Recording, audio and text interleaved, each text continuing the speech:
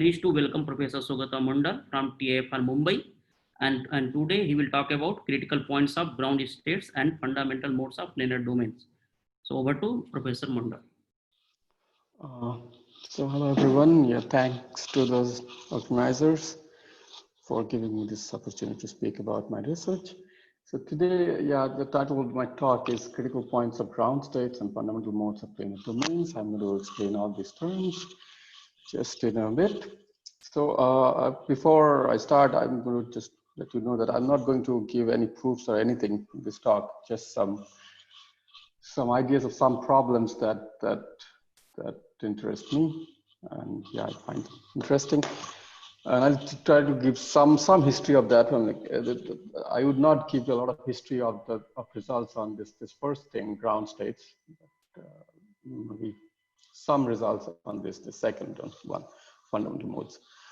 Okay, so let's start. So this is the plan of this talk. These are the things. So first of all, this is basic. So I take this coordinate system on R2. I'm going to talk, most of my talk will be on R2. And so now I'm going to define what the Laplace operator is. Probably most of you already know. So you take a smooth enough function, C2 is good enough, and then you just have this expression. So Laplacian is this operator delta that acts on this function as the negative of the second partial derivative of f with respect to x plus the second partial derivative of f with respect to y. Okay, and this is a very basic example. I mean, for one dimension also you can just think about the same things. This particular operator has lots of generalization in lots of different directions. One particular one I'm saying here is just exactly this kind of operation, meaning a differential operator. So for any Riemannian manifold with sufficient smoothness, there is a differential operator that acts on the space of smooth functions in a very similar way that this expression gives, the last line expression gives. Okay, so today I will talk about not any Riemannian manifold. I'll just talk about some domains on the plane with Lipschitz boundary. So I'll not mention this thing a lot for the later part of my talk. So for me, a domain would be a connected open subset of R2. And I'll also omit this boundary condition. So for every domain I consider will have this Lipschitz boundary. So for those who, so Lipschitz boundary means just that the boundary can be thought of as a function, graph of a Lipschitz function locally near a point. Okay. So I start with this heat equation. So heat equation in general form, there is a constant on the right hand side, but I'll just omit that. So heat equation is so it says consider a smooth function on R plus times omega to R that satisfies this kind of differential equation. So you differentiate with respect to t, that should be equal to the differentiation of the function, so Laplacian with respect to the x variable, the second variable. I should not have confused this x with the xy in the last coordinate. So this x means the space variable in omega. So both x and y.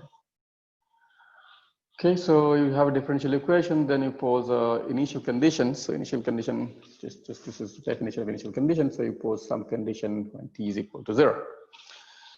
So this is U0 is some nice function. And then you consider these boundary conditions. So boundary meaning that from topology or geometry. So what happens at the boundary of this domain omega? So the two conditions are taken. One is called Dirichlet, the first one. The second one is called the Neumann boundary condition. The Dirichlet boundary condition says that you assume that your solution vanishes identically on the points on the boundary.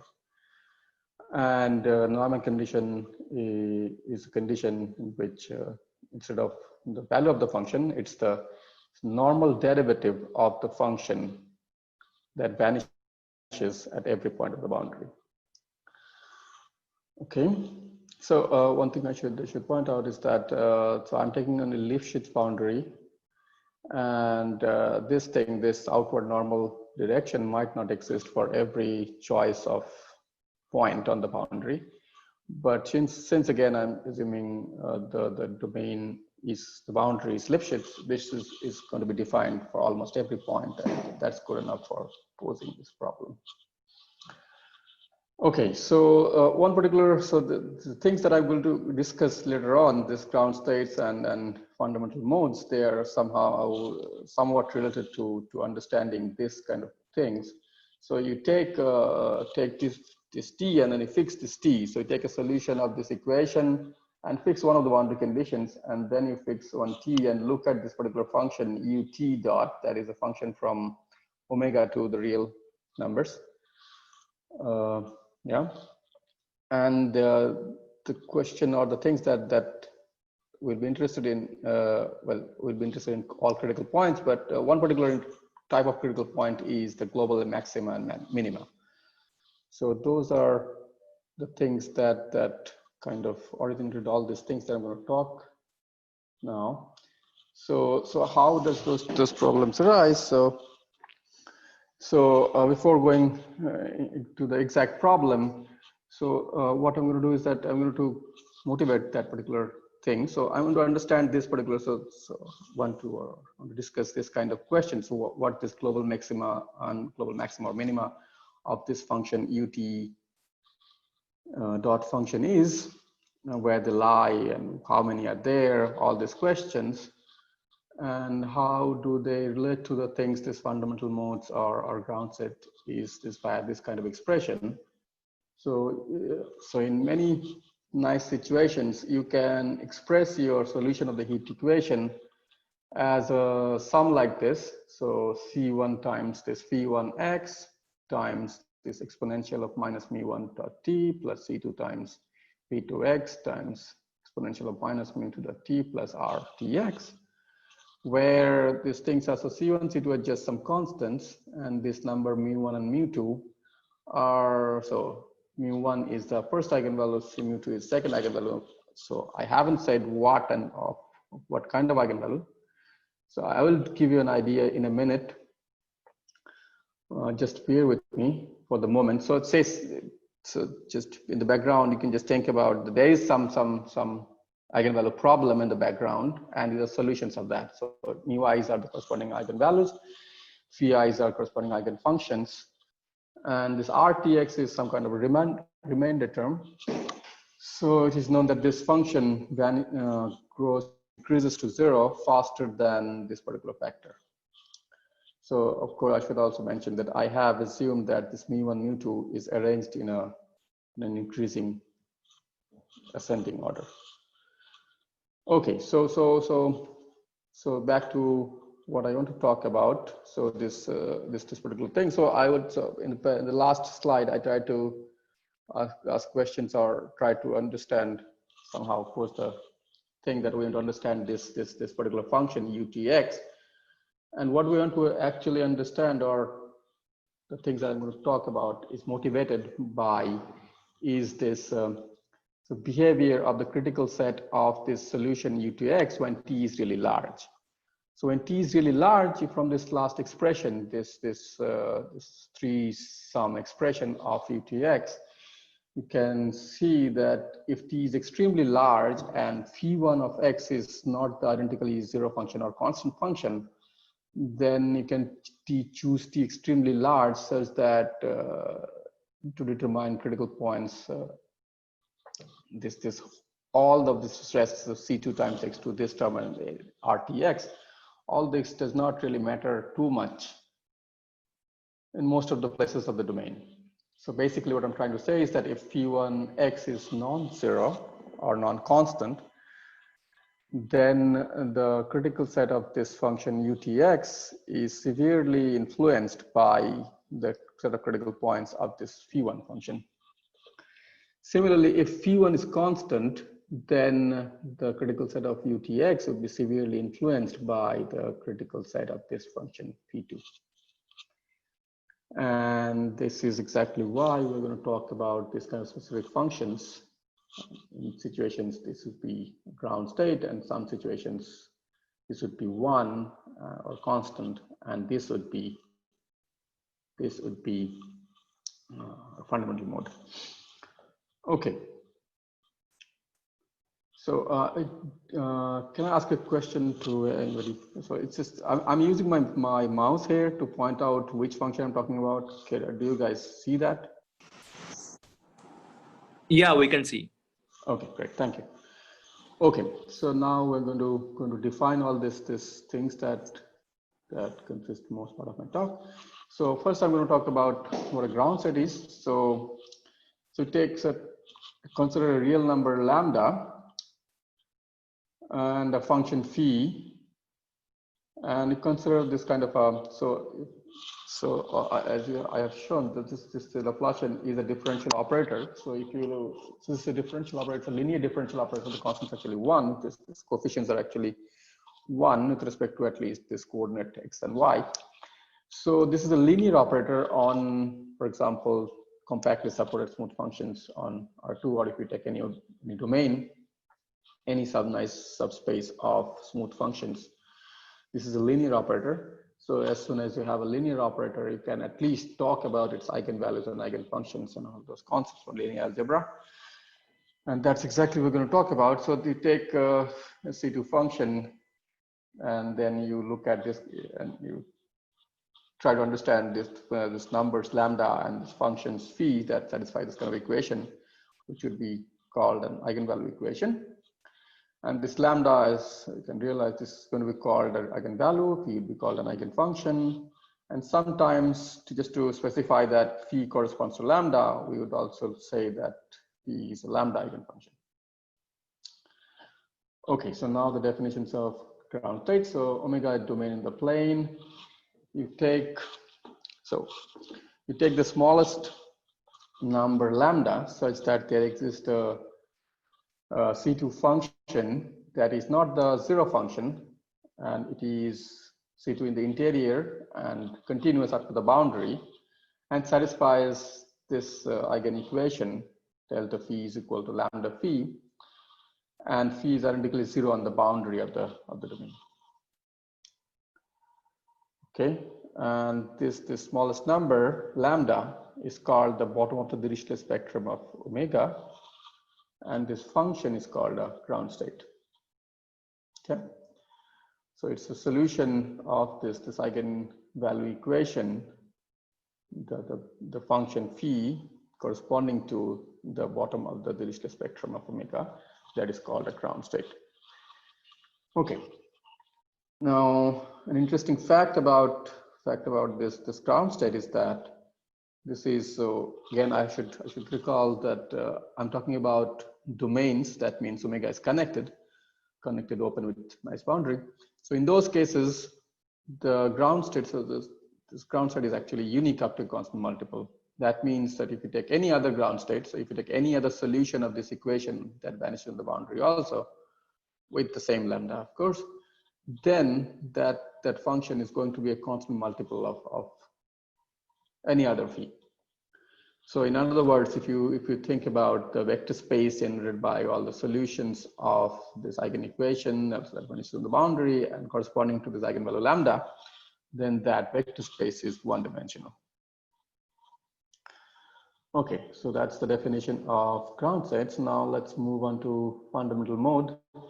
Again, I'm talking about a domain, and then similarly you consider a function.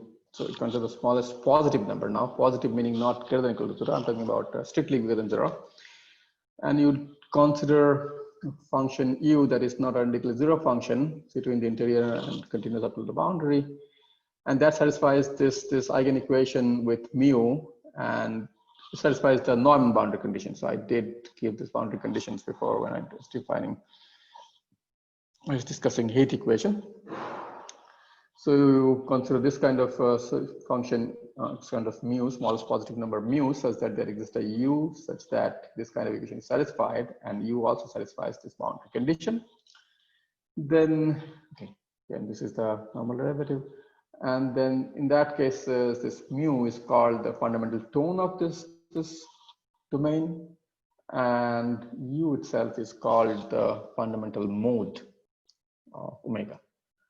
Okay, again, so as the ground state was, fundamental mode is also a function on the domain.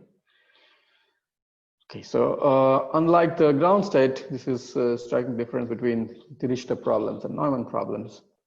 So a ground state was basically unique up to constant multiple.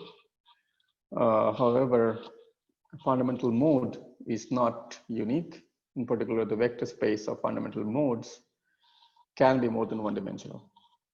So we'll see an example of that just in a minute. But yeah. Okay, so here is the example. So we take this rectangle. This is just 0a cross 0b, just two intervals for that. Then you look at the sine functions, the product of sine functions, sine pi times x by a times sine of pi times y by b. Now this is a fundamental. Okay, right. This is the ground state of this rectangle.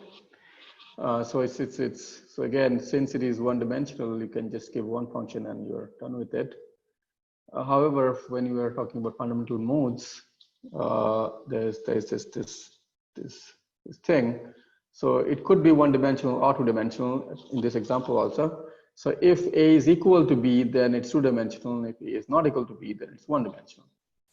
And the functions that corresponds to this spaces, again spaces corresponding to fundamental mode, is given by this cosine functions. So when A is not equal to B, you take the biggest of those two things, and then you can define a function cosine of pi times x by that biggest P or that, and then you get fundamental mode like that. And when A is equal to B, you'd see that both the functions, cosine functions of this particular form, they do satisfy the boundary condition, and they also satisfy the equation. And this gives a two-dimensional space of fundamental modes. Okay, so now what I'm going to do is that I'm going to talk about the level sets a little bit, because level sets are somehow related to the critical threads of these functions.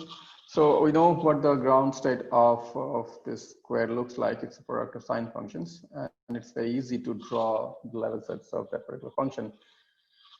So in this particular case, it would be something like that. Of course, it's not accurate, but it will be something like this. And you'll understand what I mean by something like that. So just in a minute, you'll understand what I meant by something like this.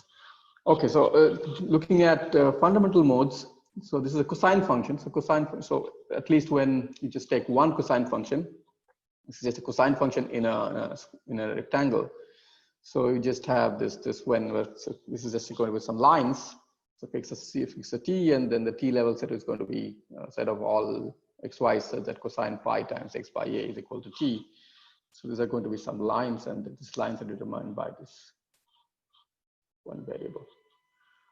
Okay, so this takes care of the situation when a is not equal to b. But if you were, even in the case when a is equal to b, so any fundamental mode would look like a linear combination of these two, and then if you can just play with a trigonometric trick to express this sum like that as a cosine, and then you can just use the fact this is a one-dimensional thing, and then and actually it's very easy to see that what kind of level sets this function's also going to have. So in this particular example of a rectangle, the level sets are pretty easy to understand. Okay, so far then questions, should I stop or should I continue?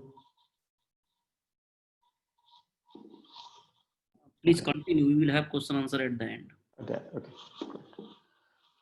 Okay, so okay, next slide. Now some questions and some conjectures. Okay, so I'll start with again the ground states. So a famous result of Braskamp and Lee from 1967 says the following. So if you take a convex domain on the plane, then call that we understand the critical point. So you look at the critical sets of critical set of this fundamental. No, it's called the ground state. So you take a convex domain and then you look at a ground state and look at the critical set of critical points of the ground state. And so what the result of Bradshaw and Leaf says that if omega is convex, then it has exactly one critical point in the interior of omega, and the critical point is non-degenerate global extremum. Okay, so that's pretty satisfying because that's the simplest structure that you can think in terms of at least the level sets. Now, the question that is not studied as much is what happens when the domain is not convex. So I'll just repeat myself. I will not give a lot of results on this particular problem. I will try. I'll give more results on this fundamental modes. So I'd just like to state that this result is extremely cited, and this result of Bradshaw and Leaf has been extended in many directions. For example, in terms of varying the Laplacian itself. So it's a linear operator, differential operator. So there are various results when in some way the operator has been perturbed or some other operators are considered. And the same question was posed. So what happens to the level sets or the critical set of this ground set with respect to the different operator? So this result is highly cited, and these questions, where some of the questions are answered. So in particular, what happens when the domain is not convex. This question has also been answered in some situations, but I'll not mention those results because I'm not an expert on that. I have not actually thought about this problem much. I'll continue with this. So one thing that one can say, though, is not very difficult, is that the number of critical points of a domain need not be one always. So let me give you a quick idea how to say this. So what I'm going to draw some pictures now, but let me first read out these lines, and then I'll draw some pictures and try to explain what I mean. So first, take union of two identical disks that are disjoint and they're just touching at one point. So they're just the union is a connected set, but it's not actually a domain because there is this touching point doesn't really have an interior. It's somehow not fit in the definition of domain. Now, what you do is that, so it's just one particular bad point in some sense of this in the definition, in terms of the domain definition of the domain. So what you can do is you can just thicken at that particular touching point a little bit and make a domain out of it. And then what I'm trying to say is that, so thicken the domain near that particular point where the 2 points are touching. And then what you can do is that, so you can apply a limiting kind of argument to say that when the thickening of this thing goes to 0, then we get this union of disjoint disks. This is fairly easy to see, but the more important thing that I want to say is this following. So when you have this thickening very, very small, using that limiting argument, you can actually say that the ground state corresponds to that particular, I'm saying the ground state because this is one dimensional again. So the ground state has at least two critical points. And yeah, so at least when this thing is pretty small. So let me just draw something. Draw what I just tried to explain right now. So what you do is that you try to take two. This is my drawing is not going to be perfect, of course, but let me try to at least draw something. Say these things are more or less identical, and then what I'm trying to say is that you just thicken this thing just a little bit, this particular part. So you're just considering all this. So this is the connected domain now, and this has ground set is one dimensional. Then you can talk about the ground set of this thing, and then what I'm trying to say is that then what you can do is that you can just decrease this thickening. So this is a thickening.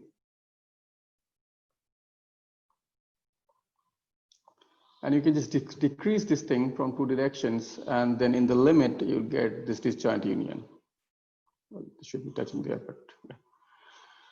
And so when this is this kind of situation, by the limiting argument, you can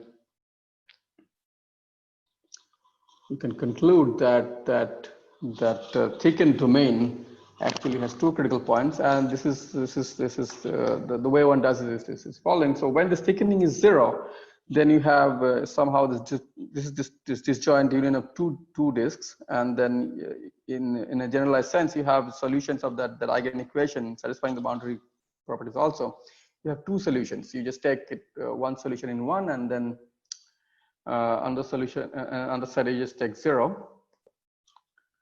So you take at one disk you take the ground state, and the other disk you put zero, and then you take the ground state at another disk and put the zero on the first one.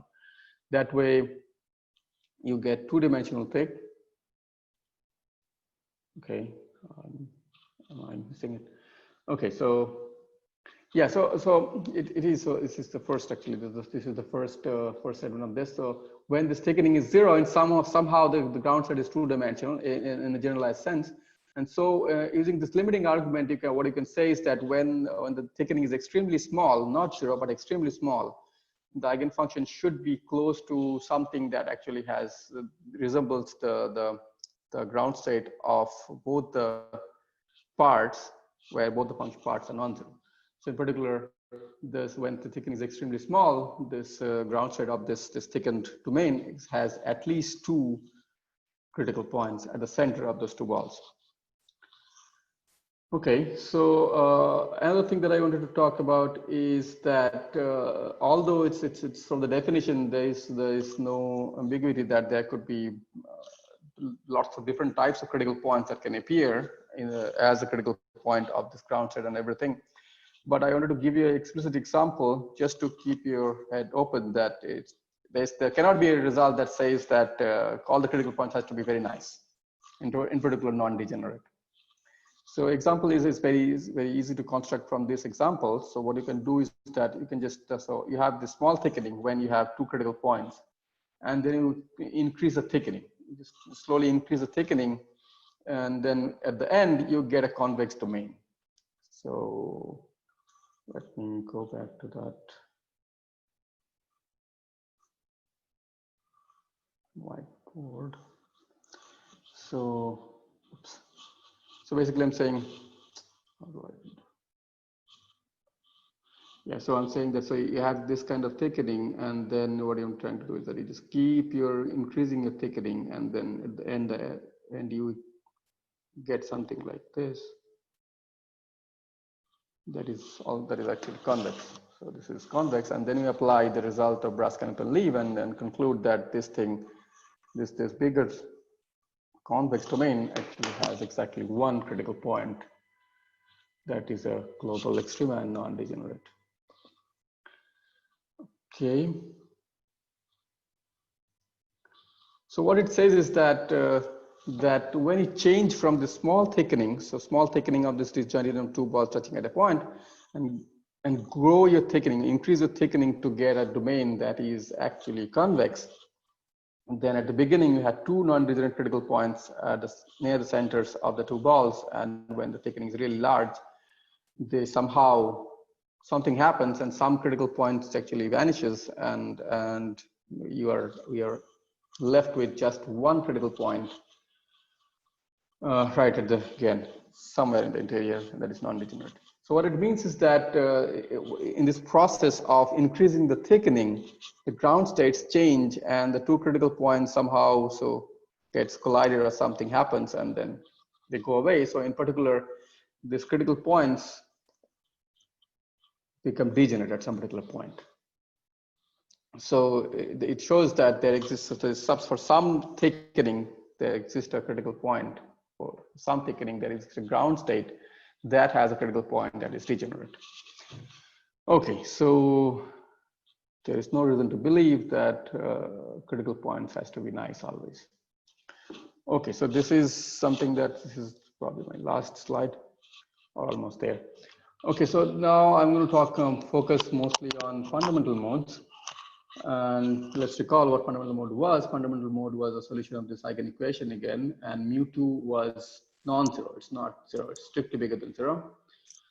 And unlike the ground states that we're discussing before, the space of fundamental modes is two-dimensional, even for convex domains.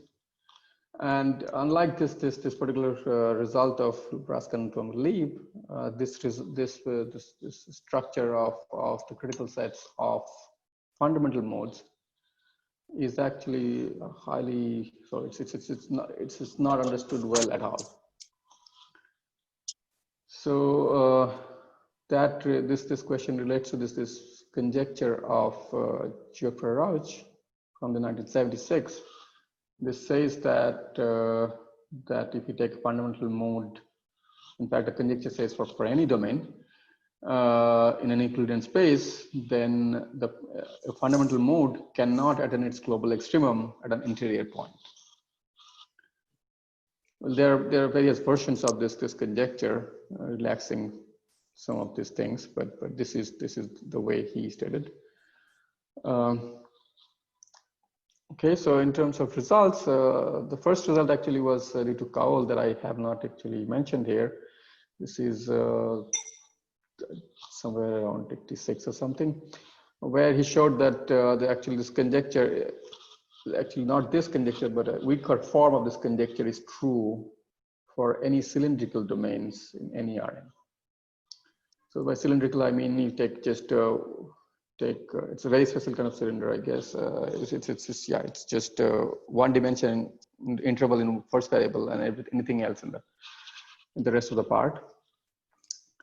Okay, so in terms of negative results, so this is Birdsey and Werner in 1999 showed that this conjecture actually fails to be true for non-simply connected domains on the plane.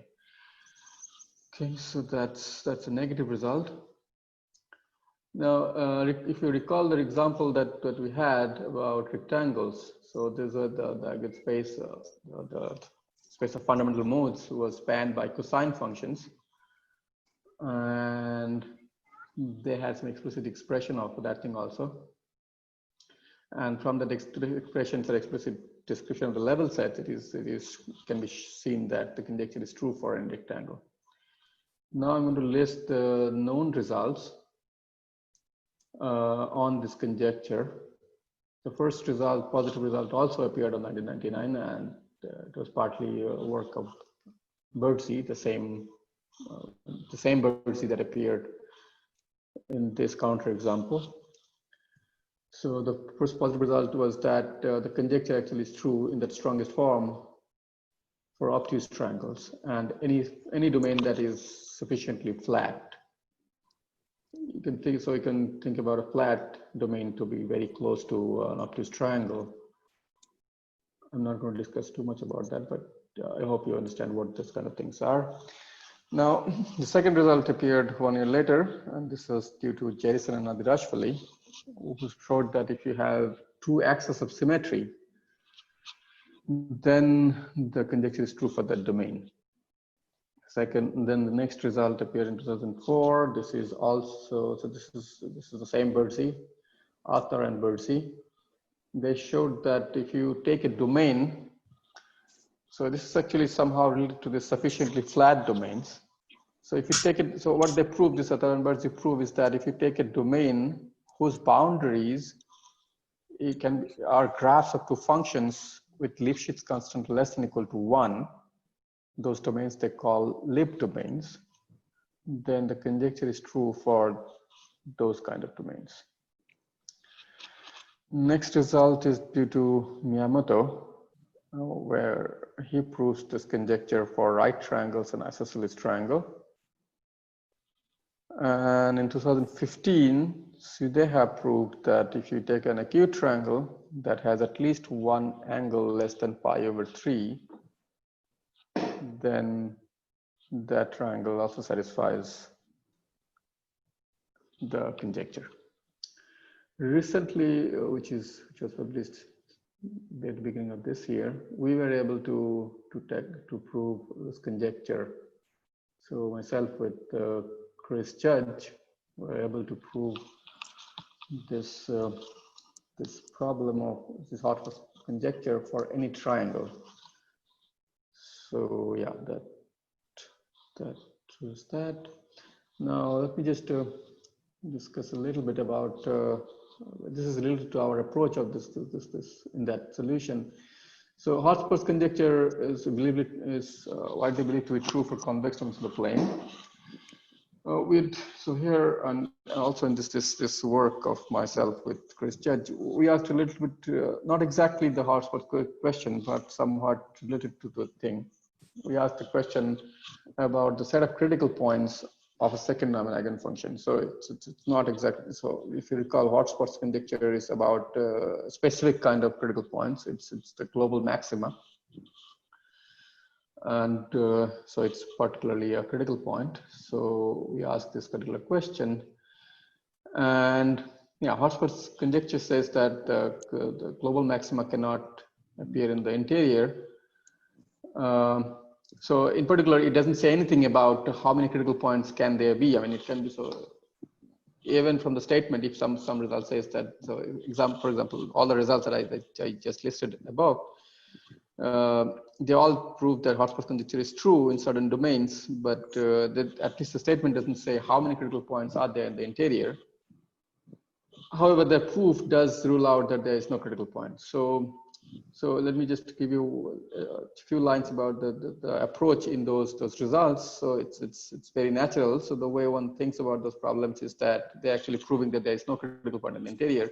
So what they're doing is that you take a domain, and then if there is a critical point in the interior, then interior of the domain of a particular function, then you can apply a vector field. So the vector field most of those papers apply are this constant vector field. So you just take a line and then take a vector field that has integral curves parallel to that. And then this is a vector field. So if you have a vector field and you have a critical point of some function, then when you apply the vector field to this function, you get a new function, and the new function vanishes at that critical point. So all these papers, including ours, what one studies is that how does this set of zeros of this new function looks like? So all those papers, they prove that there is no zero set. So this function, so just take a vector field and apply this function on that, and then you get look at the zero set of this new function, and all these results prove is that this new function do not have any zero in the interior. Okay, so that's nice, but then what about the critical points on the boundary of the domain? So this is something that we, at least from the history that I know, we are the first ones to look at this kind of critical points.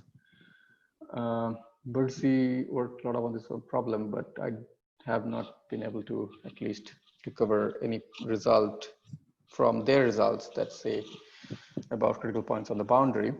So this is something, this is the most important question that we asked in our work, and that led to that result. So what happens about the critical points on the boundary?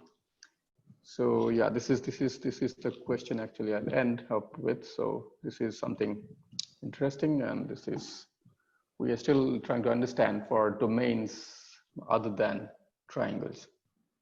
We do have some results on domains that are actually Lip domains. We do have a different proof of this result of Athar and Birdsie. So for all these kind of domains, they prove that there is no hotspot in the interior, but we can extend their result a little bit, saying that there is not only any hotspot, there is no critical point except. So you see, you cannot, for topological reasons, you cannot really rule out all critical points. So just one line explanation of what do I mean by topological reasons is that, so this is this Morse lemma or things like that. So if you have some topology, you have to have some critical points. So it's in a very, very specific way. So that's what I mean by saying that if you need to have some critical points. So what we can do, the extension of the result that we have of this particular result of Athar and Birdsie, that says that if you take a Lip domain, then it has exactly two critical points, and the critical points are actually two vertices. So this kind of domains all have exactly two acute vertices with acute angle there, and those are the only critical points of any fundamental mode of this kind of domains. Yeah, so that's what we do in that extension of our result, and this is where I'll stop. Okay, thank you for giving such a nice lecture. So maybe now I will ask audience to, if anyone has any question, any comments for Professor Mondal, please go ahead and ask. Hello. Hello. Yeah, this is Sira Verma. So I have one question, that are there similar results for other eigenvalue problems also?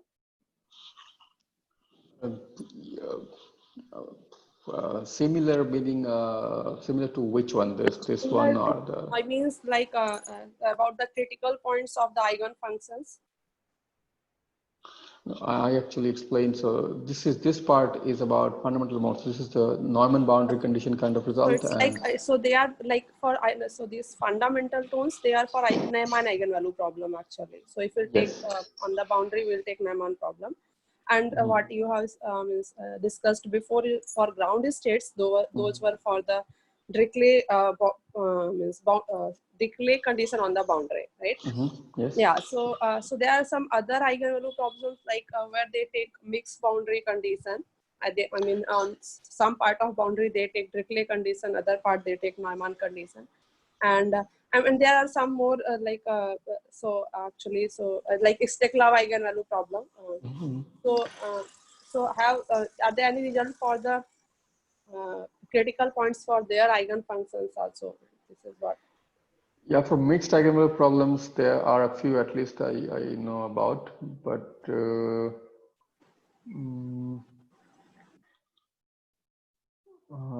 Steklov, I don't. That's it's different kind of problem. You don't have any eigenfunction, right?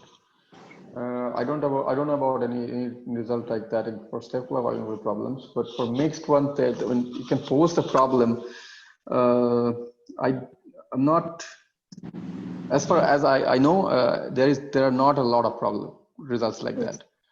So it's I mean this result, I mean, as you can see, this is this question was asked in 74, and this is basically all the results, and all basically these six are basically all the results that are known in this except there's one by Cowell. There are not a lot of results in this direction yeah, so there are some results I would say, but I don't think there are a lot of results. Okay, so this means, I mean, there are not much results for higher dimensions as well. Definitely, higher dimensions there is. I mean, not so these results are also not extended in higher dimensions. So it's higher dimensions. Things are completely open. Thank you. You're welcome. Any other questions?